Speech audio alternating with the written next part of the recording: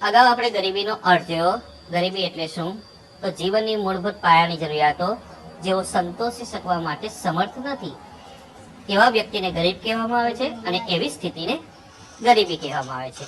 તો ભારતની અંદર જે ગરીબીનું મૂળ કારણ છે એ ગરીબીના મૂળ કારણની અંદર આપણે જોઈશું કે શા માટે ભારતની અંદર ગરીબી જોવા મળી છે. તો ગરીબી પાછળના કેટલાક ઐતિહાસિક કારણો પણ છે ને વર્તમાન આયોજન જે છે એ આયોજન પંચની કેટલીક ત્રુટીઓ છે, એના કારણે પણ ગરીબી છે. તો એના સંદર્ભની અંદર આપણે જોઈશું કે ભારતમાં ગરીબી ઉદ્ભવવાના કારણો કયા કયા છે, શા માટે ભારતમાં ગરીબી સર્જાય છે. એટલું યાદ રાખજો વિદ્યાર્થી મિત્રો કે કોઈ પણ ઈશ્વર કોઈ પણ વ્યક્તિને ગરીબ રહેવા માટે જન્મ નથી આપતો, પણ સમાજ વ્યવસ્થા જ એ પ્રકારની છે કે સમાજ વ્યવસ્થાની અંદર કેટલીક ખોટી બાબતો છે જેનાથી ગરીબીની પરિસ્થિતિ સર્જાય છે. તો આપણે એના સંદર્ભની અંદર આજે જોઈશું કે ગરીબીના કારણો કયા કયા છે. તો યાદ રાખજો વિદ્યાર્થી મિત્રો કે ગરીબીના મૂળિયા છે એ શહેરો કરતા ગ્રામ્ય વિસ્તારમાં વધારે ઊંડે સુધી ફેલાયેલા છે. એનો મતલબ એ થયો કે શહેરોની સરખામણીએ ગામડાની અંદર ગરીબીનું પ્રમાણ વધારે છે. તે માટેના કારણોની આપણે ચર્ચા કરીએ. તો ગરીબી માટેનું પહેલું કારણ છે, ગરીબી ઉદ્ભવવા માટેનું પહેલું કારણ છે ભારતની અંદર કૃષિ ક્ષેત્રે થયેલો અપૂરતો વિકાસ અને અપૂરતી સિંચાઈની સવલતોના કારણે કૃષિ ક્ષેત્રમાંથી મળતી આવકમાં ઘટાડો થયો, એનાથી ભારતમાં ગરીબી સર્જાય છે. તો પ્રશ્ન એ થશે કે ભારતમાં કૃષિ ક્ષેત્રે અપૂરતો વિકાસ શા માટે છે. તો યાદ રાખવાનું છે કે વિદ્યાર્થી મિત્રો કે ભારતની અંદર સિંચાઈની પર્યાપ્ત સગવડો બધી કૃષિલાયક જમીનને પ્રાપ્ત નથી થઈ શકી. બીજું, ખેતી ક્ષેત્રની અંદર જૂના પુરાણા યંત્ર, આધુનિક બિયારણનો ઉપયોગનો અભાવ, નિરક્ષર અને ગરીબ ખેડૂત, આ ઉપરાંત કુટુંબનું મોટું કદ, આ ઉપરાંત નાના કદના ખેતરો, આ કારણોસર ખેતી ક્ષેત્રની અંદર જે આવક પ્રાપ્ત થવી જોઈએ એ આવક પ્રાપ્ત થઈ શકી નથી. ઉલટાનું ખેતી ક્ષેત્રની અંદર વસ્તીનું ભારણ વધવાથી ખેતી ક્ષેત્રમાંથી મળતી આવકમાં ઘટાડો થયો છે. ટૂંકમાં કહીએ તો ખેતી ક્ષેત્રનો અપૂરતો વિકાસ અને સિંચાઈની અપૂરતી સગવડોના કારણસર ખેતી ક્ષેત્રનો જે આપણને લાભ મળવો જોઈએ તે લાભ મળી નથી શક્યો, એના કારણે પણ ભારતની અંદર ગરીબી સર્જાય છે. બીજું કારણ એ છે કે ભારતની અંદર ખાસ કરીને આપણા દેશની વાત કરીએ તો ભારતમાં ખેતી સિવાયના સમયમાં વૈકલ્પિક રોજગારીની તકોનો અભાવ છે. તો અહીંયા પ્રશ્ન એ થશે કે ખેતી સિવાયનો સમય એટલે કયો. તો વિદ્યાર્થી મિત્રો જાણીએ છીએ કે વર્ષના 12 મહિના છે, પણ 12 મહિનાની અંદર 12 માસ ખેતી ક્ષેત્રની અંદર કામ હોતું નથી. યાદ રાખવાનું છે કે ખેતી ક્ષેત્રની અંદર કામ કરવા માટેનો સમય વધુમાં વધુ 5 થી 7 મહિનાનો છે. તો બાકી રહેતા મહિનાઓ દરમિયાન ખેડૂતને જે વૈકલ્પિક રોજગારી, વૈકલ્પિક એટલે ખેતી સિવાયની જે એને કામ કરવાની તકો મળવી જોઈએ એ તકો નથી મળતી. અને વૈકલ્પિક ખાસ કરીને ગ્રામ્ય ક્ષેત્રની અંદર આવી સાધન સુવિધાઓ ઉપલબ્ધ નથી, માળખાગત સુવિધાઓ ઉપલબ્ધ નથી, જેના કારણસર ગામડાની અંદર વૈકલ્પિક રોજગારીનું સર્જન નથી થતું. એટલે વૈકલ્પિક રોજગારી ન હોવાના કારણસર પણ ખેડૂતોએ મોટે ભાગે કૃષિ ક્ષેત્ર પર જ આધાર રાખવો પડે છે. એટલે પણ ભારતની અંદર ગરીબી છે. મતલબ એ થયો કે ભારતમાં ખેતી સિવાયના સમયમાં વૈકલ્પિક રોજગારીની તકોનો અભાવ છે. ગામડાની અંદર કૃષિ પ્રવૃત્તિ ઉપરાંત અન્ય કામ માટેની માળખાગત સુવિધા નથી, જેના કારણસર અન્ય ક્ષેત્રે રોજગારી પ્રાપ્ત થઈ શકતી નથી. ત્રીજું કારણ છે ગ્રામીણ ક્ષેત્રની અંદર જોઈએ તો ગ્રામીણ ક્ષેત્રની અંદર આવશ્યક એવી રોજગારીનું જરૂરી જ્ઞાન, શિક્ષણ, કૌશલ્ય અને તાલીમનો અભાવ છે. ખાસ કરીને ગામડાની અંદર મહત્વનો મૂળ પ્રશ્ન છે કે ગામડાની મોટા ભાગની વસ્તી અલ્પ શિક્ષિત છે અથવા નિરક્ષર છે. બીજું કે એમની પાસે રોજગાર સંબંધી કોઈ તાલીમ કે કૌશલ્ય નથી. હવે શિક્ષિત જ નથી એટલે એમને કોઈ પણ ક્ષેત્રની અંદર તાલીમ કે કૌશલ્ય પ્રાપ્ત કરવાનો અવસર નથી મળતો. બીજું, રોજગારી સંબંધી કયા કયા ક્ષેત્ર છે, એમાં કઈ રીતે રોજગાર પ્રાપ્ત કરી શકે એ અંગેની માળખાગત જે જાણકારી, આ માળખાગત જે સુવિધાઓ છે એ અંગેની એની જાણકારી નથી. એના કારણસર મોટે ભાગે ગ્રામ્ય ક્ષેત્રની અંદર તાલીમ, કૌશલ્ય, શિક્ષણનો અભાવ છે, જેનાથી એઓ નવી રોજગારીનું સર્જન કરી શકતા નથી. મહત્વપૂર્ણ બાબત એ છે કે ભારત સરકારે ઘણી બધી પંચવર્ષીય યોજના હેઠળ રોજગાર સર્જન માટે જુદી જુદી યોજનાઓનો પ્રારંભ કર્યો છે, પણ સાચી વાસ્તવિક સ્થિતિ જોઈએ તો એ છે કે ખેડૂત જ નિરક્ષર છે અથવા અલ્પ શિક્ષિત છે, જેના કારણસર સરકાર દ્વારા અમલમાં મુકાયેલી યોજનાઓનો એને જાણકારી પ્રાપ્ત નથી, અને જાણકારી નથી એટલે એ યોજનાઓનો લાભ નથી લઈ શકતો, જેના કારણસર પણ એ એની આર્થિક સ્થિતિમાં સુધારો કરી શકતો નથી, જેના કારણસર ભારતની અંદર ગરીબીનું પ્રમાણ ગામડા વિસ્તારની અંદર ખાસ કરીને વધુ જોવા મળ્યું છે. ત્રીજું, ચોથું કારણ છે ગરીબી માટેનું કે ભારતીય સમાજ છે જ્ઞાતિવાદી પ્રથા અને રૂઢિઓ, પરંપરાઓ ના કારણે રીત રિવાજો પાછળ ગજા ઉપરાંતના ખર્ચાઓ કરે છે, જેના કારણે દેવામાં ડૂબે છે. આમ બિન ઉત્પાદકીય ખર્ચમાં વધારો થવાથી પણ ગરીબી સર્જાય છે. અહીંયા વિદ્યાર્થી મિત્રો યાદ રાખવાનું છે કે આપણો આખો જે સમાજ વ્યવસ્થા છે એ જ્ઞાતિ આધારિત સમાજ વ્યવસ્થા છે. એ જ્ઞાતિ આધારિત સમાજ વ્યવસ્થાના કારણે કેટલીક જ્ઞાતિઓ જે પોતાના પરંપરાગત જૂના વ્યવસાયોની અંદર આજની તારીખે પણ રચી પચી રહી છે, એટલે કે નવા એ વ્યવસાય ક્ષેત્રની અંદર ઝંપલાવતી નથી. બીજું, એક કહેવત છે અથવા એક માન્યતા છે, ભારતની અંદર સરેરાશ એક ભારતીયનું જીવન ખાસ કરીને જોઈએ તો વ્યવહાર અને તહેવાર પાછળ વ્યતીત થઈ જાય છે. ભારતની અંદર જોઈએ કે મોટા ભાગના વ્યક્તિનું જીવન છે વ્યવહારની જાળવણી અને તહેવારની ઉજવણી, એટલે કે વ્યવહાર સાચવવા માટે તહેવાર ઉજવવા પાછળ એ ખર્ચ કરી નાખે છે. એ ખર્ચ કરવાના કારણસર એની જે આવક છે એ આવકનો મોટા ભાગનો હિસ્સો ખેતી ક્ષેત્રમાં કે ધંધામાં રોકાવાના બદલે એ બિનજરૂરી ખર્ચા પાછળ ખર્ચાઈ જાય છે. દાખલા તરીકે આપણે જોઈએ ગુજરાતીની અંદર એક કહેવત છે કે બાપનું 12મું અને છોકરીનું શ્રીમંત કરવું જ પડે, બરાબર છે. બાપનું 12મા એટલે મરણોત્તર ક્રિયા જે 12માની વિધિ છે અને છોકરીનું શ્રીમંત છે. તો આ જે સામાજિક પરંપરા જે વર્ષોથી ચાલતી આવી છે, જેના કારણસર વ્યક્તિ પોતાની આવકનો મોટા ભાગનો હિસ્સો તો આ તહેવારો અને વ્યવહાર પાછળ ખર્ચી નાખે છે. એટલે કે એ ઘણીવાર તો એ દેવા કરવાના સંજોગોમાં આવે છે, એટલે કે ગજા બહારના ખર્ચા એની આવક કરતા પણ વધારે ખર્ચા કરી બેસે છે, જેના કારણસર એ દેવામાં ડૂબે છે. અને આ બિનજરૂરી બિન ઉત્પાદકીય ખર્ચમાં વધારો થવાથી પણ એ દેવામાં મુકાય છે.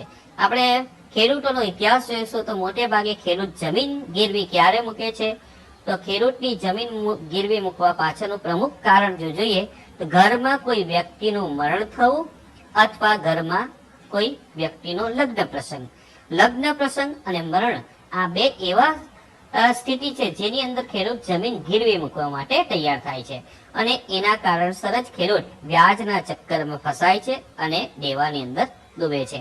તો જ્ઞાતિવાદી પ્રથા છે, રૂઢિઓ છે, પરંપરાના કારણસર બિનજરૂરી ખર્ચ કરે છે, જેના કારણસર ખેડૂત દેવામાં ડૂબતો જોવા મળે છે. એ પણ એક ગરીબીનું પ્રમુખ કારણ છે. બીજું, આગળનું કારણ જોઈશું તો ભારતની અંદર જોઈએ તો નિરક્ષરતાનું પ્રમાણ વધુ હોવાથી શોષણ અને અન્યાયનો ભોગ બને છે, તેમજ એ સરકારી યોજનાઓની માહિતીના અભાવે લાભ ઉઠાવી શકતા નથી. અગાઉ તમને કહ્યું કે ભારતની અંદર નિરક્ષરતાનું પ્રમાણ વધારે છે, ખાસ કરીને ગ્રામીણ ક્ષેત્રની અંદર શિક્ષણનું પ્રમાણ ઓછું છે, જેના કારણસર સરકારે અમલમાં મૂકેલી યોજનાઓનો એ લાભ લઈ નથી શકતો, અને એના કારણસર એ લાભથી વંચિત રહેવાથી પોતાની સ્થિતિમાં સુધારો નથી કરી શકતો. બીજું, નિરક્ષરતાના કારણસર એનું શોષણ કરવામાં આવે છે અને એ અન્યાયનો ભોગ બને છે. આ અન્યાયનો ભોગ બનવાના કારણસર પણ એની આર્થિક સ્થિતિની અંદર કોઈ ધાર્યો સુધારો થઈ શકતો નથી. દાખલા તરીકે જોઈએ, પંજાબનો ખેડૂત છે પોતાના કૃષિ પેદાશોની ઓનલાઈન ખરીદ વેચાણની પ્રક્રિયા હેઠળ વેચાણ કરે છે, જ્યારે બાકી રાજ્યના પછાત વિસ્તારો છે જે ખેડૂતોને આ સંબંધી કોઈ જાણકારી જ નથી, જેના કારણસર એ પોતાના કૃષિ પેદાશોના યોગ્ય ભાવ મેળવી શકતો નથી. એના પ્રમુખ કારણની અંદર એની નિરક્ષરતા જવાબદાર છે. તો આના માટે પણ ગરીબી સર્જાય છે, અથવા આ પણ એક ગરીબીનું પ્રમુખ કારણ રહ્યું છે. બીજું આગળનું કારણ જોઈશું તો આર્થિક નીતિઓના ઘડતરમાં છેવાડાના માનવીની જરૂરિયાતો અને આર્થિક હિતોની ઉપેક્ષા થવાથી સરકાર દ્વારા જે પંચવર્ષીય યોજના અમલમાં મુકાય છે, એ પંચવર્ષીય યોજનાની અંદર છેવટના વ્યક્તિની શું જરૂરિયાત છે, એના કયા આર્થિક હિતો છે, એના તરફ સરકાર તરફથી પૂરેપૂરું ધ્યાન આપવામાં આવતું નથી. એટલે કે અંત્યોદયનો ઉદય થવો જોઈએ, અંતિમ વ્યક્તિનો પણ ઉદય થવો જોઈએ, એ પ્રકારની જે સરકારની નીતિ હોવી જોઈએ એની અંદર ક્યાંક ક્ષતિ રહી ગઈ છે, અને એક ક્ષતિના કારણસર પણ ગરીબી સર્જાય છે. આ ઉપરાંત બીજું એક કારણ છે કે ભારતની અંદર રોકડિયા પાકોને પ્રોત્સાહન મળ્યું અને ખાદ્ય પાકોનું ઉત્પાદન ઘટ્યું. અનાજ અને કઠોળ વગેરેની અછત સર્જાઈ, જેનાથી ભાવો વધ્યા, અને ભાવો વધવાથી 2 ટન પૂરતું ભોજન પ્રાપ્ત ન થવાથી પણ ગરીબી સર્જાય છે. વર્તમાન સમયની અંદર આપણે જોઈએ કે ભારતની અંદર જ નહીં પણ વિશ્વના મોટા ભાગના દેશોની અંદર, ખાસ કરીને વિકાસશીલ દેશોની અંદર રોકડિયા પાકોના વાવેતરને પ્રોત્સાહન મળ્યું છે. રોકડિયા પાકોનો વાવેતર થાય છે, જેના કારણસર ખાદ્ય પાકોનું ઉત્પાદન ઓછું થાય છે, એટલે સ્વાભાવિક રીતે જીવવા માટેના અનાજનું ઉત્પાદન ઓછું થશે. એટલે જીવવા માટેનું અનાજનું ઉત્પાદન ઓછું છે એટલે એની અછત સર્જાશે, અને અછત સર્જાય છે એટલે સ્વાભાવિક રીતે જે વસ્તુની અછત હોય તેના ભાવ હંમેશા વધી જાય છે.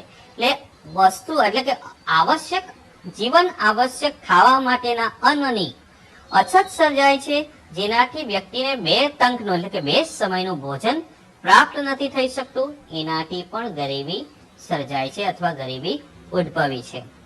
આગળનું કારણ જોઈશું કે ભારતની અંદર આર્થિક સુધારાના અમલ થકી ગ્રામીણ અર્થવ્યવસ્થા પડી ભાંગી, એટલે ખાસ કરીને કુટીર ઉદ્યોગો અને લઘુ ઉદ્યોગો ખલાસ થયા અને સ્થળાંતર વધ્યું. એની સાથે ખેતીની આવક ઘટવાથી પણ ગરીબી સર્જાય છે. આપણે જાણીએ છીએ કે નવો આર્થિક સુધારો 1991 ની અંદર આવ્યો, જેના હેઠળ ઉદારીકરણ, ખાનગીકરણ અને વૈશ્વિકીકરણનો જે પ્રવાહ શરૂ થયો, જેનો લાભ મોટે ભાગે જોઈએ તો મોટા ઉદ્યોગોને મળ્યો. જ્યારે ગ્રામીણ આખી અર્થવ્યવસ્થા હતી, ગામડાની અંદર જે લઘુ ઉદ્યોગો હતા, કુટીર ઉદ્યોગો હતા, એમને પ્રોત્સાહન મળતું બંધ થઈ ગયું.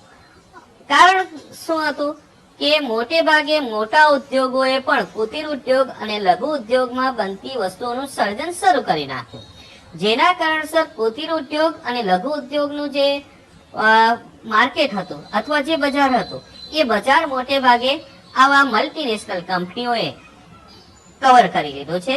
એટલે એના કારણસર ખેતી ક્ષેત્ર, ખાસ કરીને ગામડાની અંદર જે કુટીર ઉદ્યોગો અને લઘુ ઉદ્યોગોનું જે ઉત્પાદન હતું એની માંગ ઘટી, એટલે સ્વાભાવિક રીતે કુટીર ઉદ્યોગ અને લઘુ ઉદ્યોગની વસ્તુઓની માંગ ઘટવાના કારણસર સ્થળાંતરનું પ્રમાણ વધ્યું છે, અને સ્થળાંતર ગામડામાંથી મોટે ભાગે શહેર તરફ સ્થળાંતર થયું, અને એની સાથે સાથે ખેતીની આવક પણ ઘટવા લાગી, જેનાથી આપણે જોઈશું કે ગરીબીનું પ્રમાણ વધ્યું છે. આ ઉપરાંત જોઈએ આગળનું કારણ કે ભારતની અંદર ગરીબો મોટે ભાગે કુપોષણ અને વિવિધ રોગોના શિકાર બને છે. કુપોષણ અને વિવિધ રોગો, ગરીબીના કારણસર પૂરતું પોષણક્ષમ આહાર મળતો નથી. હવે સ્વાભાવિક રીતે પોષણક્ષમ આહાર ન હોય એટલે શરીરની જે રોગ પ્રતિકાર શક્તિ ઓછી થઈ જશે, અને શરીરની રોગ પ્રતિકાર શક્તિ ઓછી થશે એટલે વ્યક્તિ રોગોનો શિકાર બનશે. એટલે એના મોટે ભાગે એ આરોગ્ય એટલે કે દવાખાનાના ખર્ચા વધશે. બરાબર છે, દવાખાના પાછળના ખર્ચા વધી જશે, જેનાથી આવક એ તો પહેલેથી એની સ્થિર જ છે, આવક પહેલેથી એની ઓછી છે અને એ ઓછી આવક માટે એને પાછું દવા પાછળ અને સારવાર કે દવા પાછળના ખર્ચ કરવા પડશે. એટલે આવકનો હિસ્સો આરોગ્ય પાછળ ખર્ચાઈ જશે. એટલે આવશ્યક એવી જે અન્ય વસ્તુઓ છે એ પાછળ એ ખર્ચ કરી શકવાનું નથી, જેના કારણસર કહે છે કે ગરીબીનું પ્રમાણ વધે છે. ઘણીવાર વ્યક્તિ કેટલાક જીવલેણ રોગોનો ભોગ બને છે. એ જીવલેણ રોગોનો ભોગ બનવા પાછળનું કારણ પણ આ છે કે ભારતની અંદર જોઈએ કે પોષણક્ષમ આહાર ઘણા બધા વ્યક્તિને નથી મળતો, એટલે એમની રોગ પ્રતિકાર શક્તિ ઓછી રહેશે. વર્તમાન સમયની અંદર આજની તારીખે આપણે વાત કરીએ કે આજની તારીખ મતલબ કે આજે 17 તારીખની વાત કરીએ તો 17 તારીખે ગુજરાત આપણા કેન્દ્ર સરકાર દ્વારા એક નિર્ણય લેવાઈ રહ્યો છે કે છોકરીની જે લગ્ન માટેની વય મર્યાદા 18 થી વધારીને 20 કરવી. એ 20 કરવા પાછળનું કારણ પણ પ્રમુખ એ છે કે મોટે ભાગે સ્ત્રી છે, છોકરી છે, એ 18 વર્ષની ઉંમરે લગ્ન કરે અને 18 વર્ષની ઉંમર પછી એ 18 વર્ષે લગ્ન તો કરી નાખે છે, પણ એનું શરીર સંપૂર્ણપણે માતૃત્વ ધારણ કરવા માટે સક્ષમ નથી હોતું, જેના કારણસર એ બાળકના જન્મ આપતી સમયે એ મૃત્યુ પામે છે. એટલે કુપોષણ એ પાછળનું પણ એક જવાબદાર કારણ છે. એટલે વર્તમાન સમયની અંદર કેન્દ્ર સરકાર એક નિર્ણય લેવા જઈ રહી છે કે હવે છોકરીની લગ્ન વય મર્યાદા 20 વર્ષ કરવા તરફનો નિર્ણય લઈ શકે છે. એનું પ્રમુખ કારણ છે કે સ્ત્રીનું ગર્ભાવસ્થા દરમિયાન અને પ્રસૂતિ સમયે મૃત્યુનું પ્રમાણ વધુ છે ભારતના સંદર્ભમાં. એના પ્રમુખ કારણની અંદર જોઈએ તો જવાબદાર મુખ્ય છે કુપોષણ.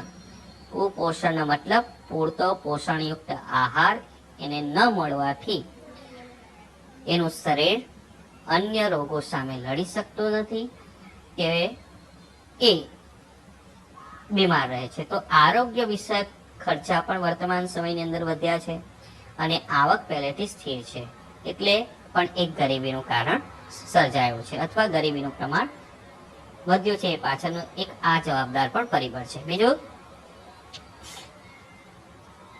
કે ટેકનોલોજીમાં આવતા ફેરફાર. સ્વાભાવિક રીતે ટેકનોલોજીની અંદર ફેરફાર આવે એટલે પરંપરાગત વ્યવસાયો છે અને કુટીર ઉદ્યોગો પડી ભાંગે છે, અને સ્વાભાવિક રીતે કુટીર ઉદ્યોગ પડી ભાંગે એટલે એની સાથે સંકળાયેલા સ્થાનિક બજારો પણ બંધ થઈ જાય, અને સ્થાનિક બજારો બંધ થઈ જતા બેકારીમાં વધારો થાય છે. આ બધા કનેક્ટેડ કારણો છે. આપણે વર્તમાન સમયની અંદર જોઈએ કે પહેલા એમ્બ્રોઇડરી માટેના કોઈ વિશેષ પ્રકારના મશીન ન હતા. હાથ દ્વારા કે સિલાઈ મશીન દ્વારા એમ્બ્રોઇડરી વર્ક થતું હતું, પણ વર્તમાન સમયની અંદર એમ્બ્રોઇડરીના જે મશીન આવ્યા છે એના કારણસર પરંપરાગત રીતે કુટીર ઉદ્યોગ અને લઘુ ઉદ્યોગ હેઠળ કે ગૃહ ઉદ્યોગ હેઠળ જે એમ્બ્રોઇડરીનું કામ થતું હતું એ લગભગ હવે બંધ થવા આવ્યું છે. અને એની સાથે સાથે એના સ્થાનિક બજારો જ્યાં સ્થાનિક બજારનો મતલબ જ્યાં ઉત્પાદન થાય ત્યાં જ એ વસ્તુનું વેચાણ થઈ જતું હતું, એ હવે સ્થાનિક બજારો જ બંધ થઈ ગયા છે, જેના કારણસર પણ નાના ઉદ્યોગ કુટીર ઉદ્યોગ સાથે સંકળાયેલા વ્યક્તિઓ બેકારીનો ભોગ બન્યા, અને બેકારીનો ભોગ બનવાના કારણસર પણ ગરીબી સર્જાય છે. તો ટેકનોલોજીમાં ફેરફાર આવે છે, એની સાથે પરંપરાગત વ્યવસાયો કુટીર ઉદ્યોગો પડી ભાંગે છે, અને કુટીર ઉદ્યોગો પડી ભાંગતા એની સાથે સંકળાયેલા જે વ્યક્તિઓ છે એ બેરોજગારીનો ભોગ બને છે, અને અંતે લાંબા ગાળાની બેરોજગારી એ ગરીબીમાં પરિણમે છે. અને વ્યક્તિની આવક બંધ થઈ જાય એટલે સ્વાભાવિક રીતે એ ગરીબી તરફ ધકેલાઈ જશે. આ ઉપરાંત બીજા અન્ય કારણોની વાત કરીએ તો ભારતની અંદર ઝડપથી થઈ રહેલો વસ્તી વૃદ્ધિનો દર, જેટલી ઝડપથી વસ્તી વધી છે. આ ઉપરાંત મૃત્યુ દર ઘટ્યું છે. મૃત્યુ દર ઘટવા પાછળનું પ્રમુખ કારણ છે સરેરાશ આયુષ્યમાં વધારો થયો છે. સરેરાશ આયુષ્ય શા માટે વધ્યું છે?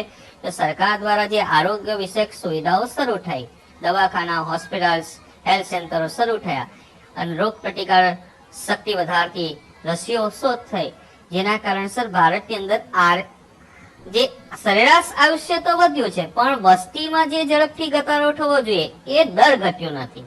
એટલે વસ્તીનું પ્રમાણ વધવા પામ્યું છે, જેનાથી વસ્તીનું પ્રમાણ વધે એટલે શ્રમની કુલ માંગ કરતા શ્રમની કુલ માંગ છે એના કરતા શ્રમ પુરવઠામાં ઝડપથી વધારો થયો છે.